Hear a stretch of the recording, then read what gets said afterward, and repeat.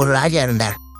அவரு ஒரு நாள் காலையில அரண்மனையில மேல் மாடத்துல வந்து நின்றுட்டு இருந்தார். அப்போ ஒரு ஆள் வீதியில ரொம்ப வேகமா ஓடிக்கிட்டு இருக்கான். அதை ராஜா கவனிச்சார். அவன் மனசுல ஏதோ ஒரு தவிப்பு இருக்குங்கிறத புரிஞ்சுக்கிட்டார். உடனே அரண்மனை சேவகர்களை கூப்பிட்டார். அந்த ஆளை இங்க அழைச்சிட்டு வாங்க அப்படின்னார். இவங்க ஓடி போய் அந்த ஆளை அழைச்சிட்டு வந்தாங்க. மன்னர் முன்னாடி நிறுத்தினாங்க. மன்னர் அவனை நிமிர்ந்து பார்த்தார். எதுக்காக இவ்வளவு வேகமா ஓடிக்கிட்டு இருக்கிற அப்படின்னு கேட்டார். இது அவன் சொன்னா, மன்னா, நம்ம கோட்டையின் வடக்கு வாசல் இருக்கு இல்லையா, அது ஓரமா ஒரு பெரிய பாறாங்கல் கிடக்கு. அதுக்கு அடியில நான் ஒரே ஒரு வெள்ளி நாணயத்தை புதைச்சி வச்சிருக்கேன். அது இப்போ எனக்கு தேவைப்படுது. என்னுடைய மனைவிக்கு ஒரு பரிசு வாங்கி கொடுக்க வேண்டியிருக்கு. அதுக்காக தான் அவசரமா ஓடிட்டு இருக்கிறேன் அப்படின்னா.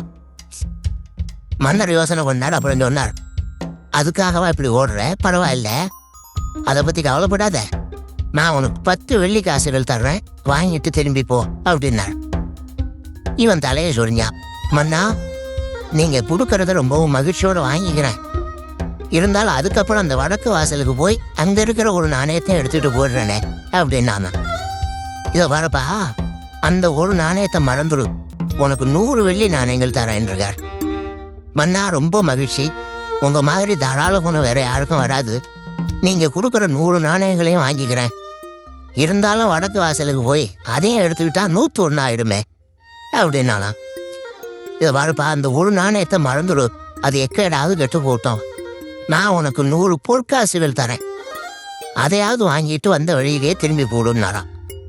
தங்க நாணயங்களே தரேன்னு சொல்றீங்க, தாராளமா வாங்கிக்கிறேன். இருந்தாலும் வடக்கு வாசலுக்கு போய் அப்படின்னு மறுபடியும் ஆரம்பிச்சா. அரசர் பொறுமை இழந்துட்டார். கடைசியா ஒரு முடிவுக்கு வந்துட்டார். இதை பாருப்பா, உனக்கு என்னுடைய ராஜ்யத்திலேயே பாதியை கொடுத்துட்றேன், அப்படியாவது திருப்தியா திரும்பி போ அப்படின்னாரா. மன்னா, உங்களுடைய பெருந்தன்மைக்கு ஈடு இணையே கிடையாது. தேசத்திலேயே பாதி பிரிச்சு கொடுக்குறேன்னு சொல்றீங்க, அதனால உங்ககிட்ட ஒரு சின்ன வேண்டுகோள் அப்படின்னானா. சொல்லுன்னாரா மன்னர் ஆர்வமா. இப்போ மெதுவா ஆரம்பிச்சான். அப்படி இந்த ராஜ்யத்தை 2ஆ பிரிக்கிறப்போ அந்த வடக்கு வாசல் இருக்கிற பக்கத்தை என்கிட்டே கொடுத்துரும்போ அப்படின்னானா. மன்னர் அசந்து போட்டார். இந்த கதை எதுக்காகன்னு கேட்டா, மனம்ங்கிறது ஒரு குரங்குங்கிறத புரிஞ்சுக்கிறதுக்காகத்தான். உன்னை புடிச்சுக்கிட்டா லேசில விடாது. அப்படிப்பட்ட மனசை அறிவுதான் வழி நடத்தணும். அதுலதான் வாழ்க்கையின் வெற்றி அடங்கி இருக்குது. ஒரு சின்ன பையன் தெருவில் அழுதுகிட்டு இருந்தான். ஏன்பா அழுகுறேன்னு ஒரு பெரியவர் கேட்டார். 1 ரூபா காசை இங்க தொலைச்சுட்டேன் அப்படின்னா. சரி, அதுக்காக அழாத, அதுக்கு பதிலாக 10 ரூபா தரேன், இந்தா வச்சுக்கோன்னு கொடுத்தார். இந்த 10 ரூபாயை வாங்கி சட்ட பையில போட்டுக்கிட்டு அதை விட அதிகமா சத்தம் போட்டு அழ ஆரம்பிச்சுட்டான். மறுபடியும் ஏண்டா அழறன்னு கேட்டார் பெரியவர். அந்த 1 ரூபாயும் கிடைச்சிட்டுதுன்னா இப்ப என்கிட்ட 11 ரூபா இருக்குமே, இப்போ 10 ரூபா தானே இருக்கு அப்படின்னு சொல்லிவிட்டு அழறான்.